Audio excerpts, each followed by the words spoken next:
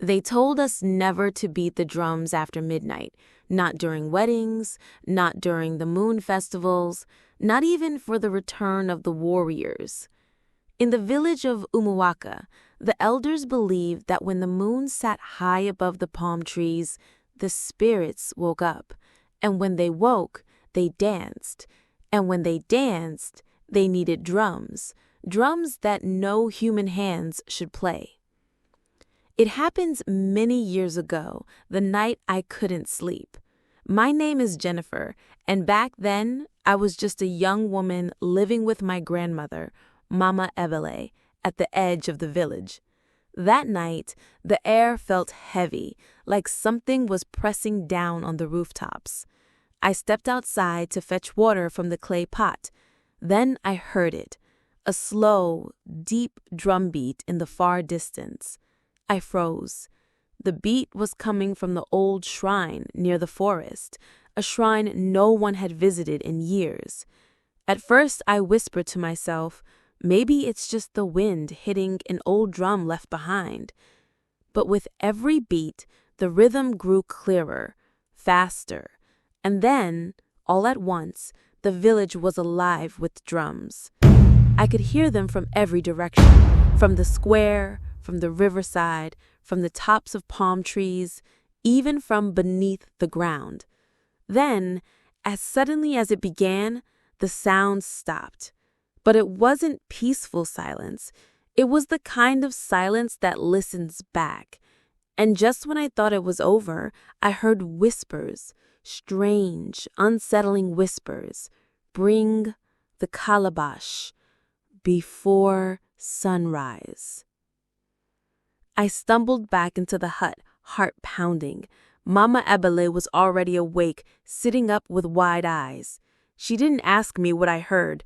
She only said, "Don't answer the drums, child. Not tonight." By morning, 3 villagers were missing. Oke, the village drummer, Ngozi, the midwife, and little Ebuka, only 6 years old. Their huts were untouched. Their footprints disappeared at the edge of the forest. The chief declared a curse. The shrine was sealed with palm fronds, and nobody spoke of the drums again. But the knights didn't forget. Weeks passed, and then one night the drums returned. Not faint, not distant. This time they were angry, and this time they called my name. I ran to the river, past the square where the festival drums were locked, but the sound followed me.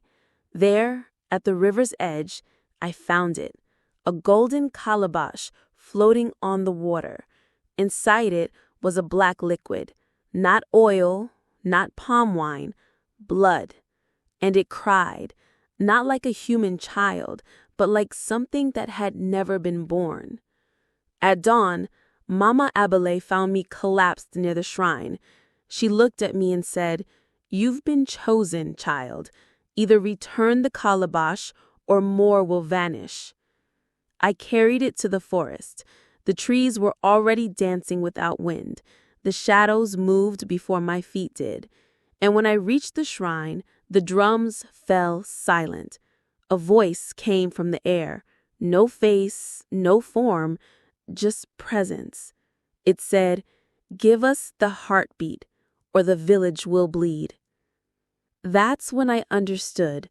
The drums weren't music. They were a heartbeat, and they were hungry. They weren't calling for song. They were calling for sacrifice. I placed the calabash at the shrine door and ran. I never looked back. But from that day, no drum was ever played in Umuwaka again, not even for mourning, not even for joy.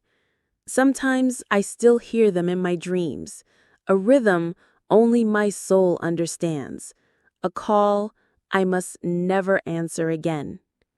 When the spirits play, don't follow the sound. Not all rhythms are meant for human ears.